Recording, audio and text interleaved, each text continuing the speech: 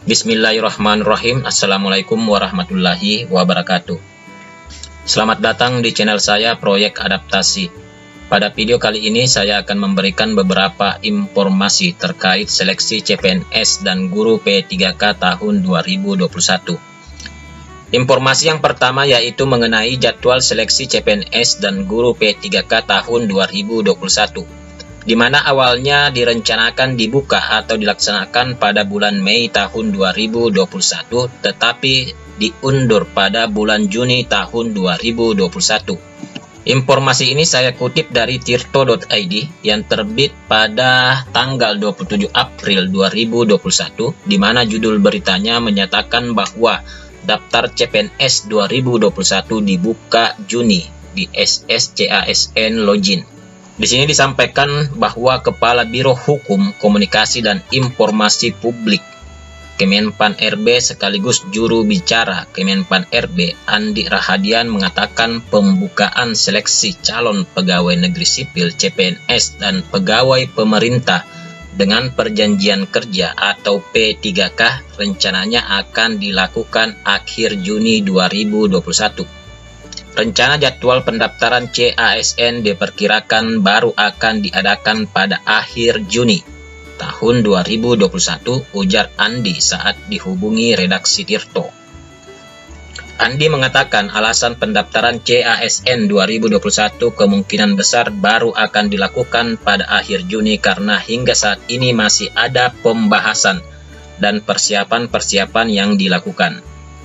Selanjutnya Andi menyampaikan bahwa masih ada pembahasan dan persiapan-persiapan sehingga diperkirakan baru akhir Juni 2021 dapat dilakukan pendaftaran CPNS tahun 2021. Selain itu, penyampaian informasi ke KL atau kementerian atau lembaga dan Pemda baru dilakukan pada April 2021. Dan melansir laman resmi Sekretariat Kabinet atau Setkap, tahun ini pemerintah akan membuka lebih dari 1,3 juta formasi. Formasi tersebut terbagi dalam sejumlah posisi yaitu 1 juta sebagai tenaga guru P3K, 189.000 untuk mengisi CPNS dan P3K non-guru di pemerintah daerah, serta 83.000 untuk mengisi CPNS dan P3K non-guru di pemerintah pusat. Bagi Anda yang tertarik untuk melakukan pendaftaran CPNS 2021, BKN telah mengingatkan bahwa link pendaftaran CPNS 2021 hanya melalui satu portal yaitu sscasn.bkn.go.id. Jadi kesimpulan dari berita ini adalah bahwa pendaftaran untuk CPNS dan guru P3K tahun 2021 baru akan diselenggarakan atau dibuka pada akhir bulan Juni tahun 2021. Informasi yang kedua yaitu mengenai bobot dan jumlah butir soal tes kompetensi untuk guru P3K. Berdasarkan kutipan dari jpnn.com dengan judul berita seleksi P3K 2021, bobot kompetensi bidang 60%, waktu tes 170 menit. Di sini disampaikan Dirjen Guru dan Tenaga Kependidikan GTK Kemendikbud Iwan Syahril mengimbau seluruh guru honorer untuk fokus mengikuti seri belajar mandiri calon guru ASN P3K atau pegawai pemerintah dengan perjanjian kerja. Pasalnya, dalam seri belajar tersebut guru honorer bisa mendapatkan banyak modul dan pelatihan soal tentang kompetensi bidang sesuai mata pelajaran atau MAPEL. Dirjen GTK Kemendikbud Iwan Syahril mengatakan bahwa pelajari baik-baik karena dalam tes P3K mulai Agustus mendatang, lebih banyak yang diujikan adalah kompetensi bidang sesuai mapel yang diampu masing-masing guru honorer. Selanjutnya, dia menjelaskan butir soal kompetensi bidang sebanyak 80-100 dengan waktu pengerjaan 120 menit. Manajerial 30 butir soal dikerjakan dalam waktu 25 menit.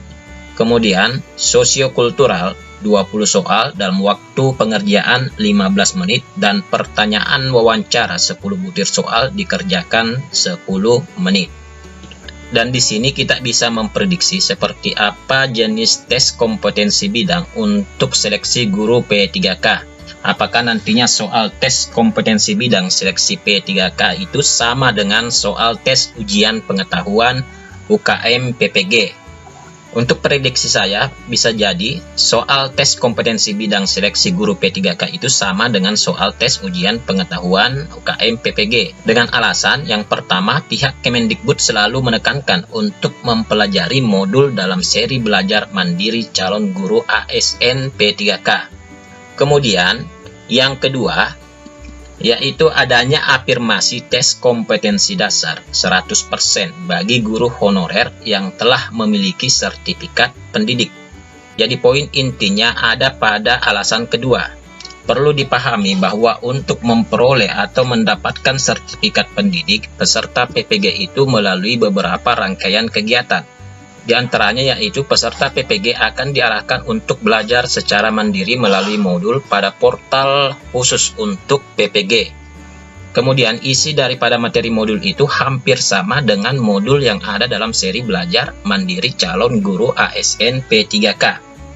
Selanjutnya peserta PPG itu harus melalui tes uji pengetahuan UKM PPG, di mana materi untuk tes uji pengetahuan UKM PPG ini berasal dari modul. Jadi itu adalah alasan mendasar mengapa saya prediksikan bahwa soal tes kompetensi bidang untuk seleksi guru P3K itu nantinya hampir sama dengan soal tes uji pengetahuan UKM PPG. Kemudian saya tekankan bahwa ini hanya sebatas prediksi, tetapi sebagai bahan persiapan baiknya tetap mempelajari kisi-kisi atau contoh soal dari uji pengetahuan UKM PPG. Kemudian bagaimana caranya untuk memperoleh kisi-kisi atau contoh soal uji pengetahuan UKM PPG? Silakan mencari dan berkomunikasi dengan rekan guru yang telah mengikuti PPG dan memiliki sertifikat pendidik sesuai dengan mata pelajarannya masing-masing. Selanjutnya, untuk mengetahui seperti apa gambaran standar kompetensi untuk tes manajerial dan tes sosiokultural, dapat dilihat di Peraturan Badan Kepegawaian Negara Republik Indonesia Nomor 26 Tahun 2019. Pada lampiran 1 Peraturan Badan Kepegawaian Negara Republik Indonesia Nomor 26 Tahun 2019 dijelaskan tentang standar kompetensi manajerial dan sosiokultural. Di sini saya tidak akan menjelaskan secara keseluruhan, hanya beberapa poin yang akan saya jelaskan. Bagian pertama yaitu kompetensi manajerial. Di sini terdapat beberapa kompetensi. Kompetensi yang pertama untuk manajerial itu adalah integritas. Pada level 1, indikator perilakunya adalah bertingkah laku sesuai dengan perkataan, berkata sesuai dengan fakta. Kemudian indikator perilaku kedua yaitu melaksanakan peraturan kode etik organisasi dalam lingkungan kerja sehari-hari pada tataran individu atau pribadi. Kemudian indikator perilaku 3 yaitu tidak menjanjikan atau memberikan sesuatu yang bertentangan dengan aturan organisasi. Jadi pada saat muncul tes kompetensi manajerial yang berhubungan dengan kompetensi integritas pada level 1, maka cari jawaban yang sesuai dengan di kolom indikator perilaku. Selanjutnya pada level 2 kompetensi integritas, di sini dijabarkan indikator perilaku yang perlu diperhatikan adalah mengingatkan rekan kerja untuk bertindak sesuai dengan nilai norma dan etika organisasi dalam segala situasi dan kondisi, mengajak orang lain untuk bertindak sesuai dengan etika dan kode etik. Kemudian indikator yang kedua yaitu menerapkan norma-norma secara konsisten dalam setiap situasi pada unit kerja terkecil atau kelompok kerjanya. Kemudian indikator perilaku ketiga yaitu memberikan informasi yang dapat dipercaya sesuai dengan etika organisasi. Jadi ketika muncul soal tes kompetensi manajerial untuk kompetensi integritas level 2, maka cari jawaban yang sesuai dengan indikator perilaku yang terdapat di sini. Atau bisa juga dengan cara memahami deskripsi pada setiap level, setiap kompetensi. Selanjutnya kita akan bahas sedikit mengenai bagian kompetensi sosial kultural. Pada bagian kompetensi sosial kultural ini juga terdiri dari beberapa kompetensi. Kompetensi yang pertama yaitu perekat bangsa.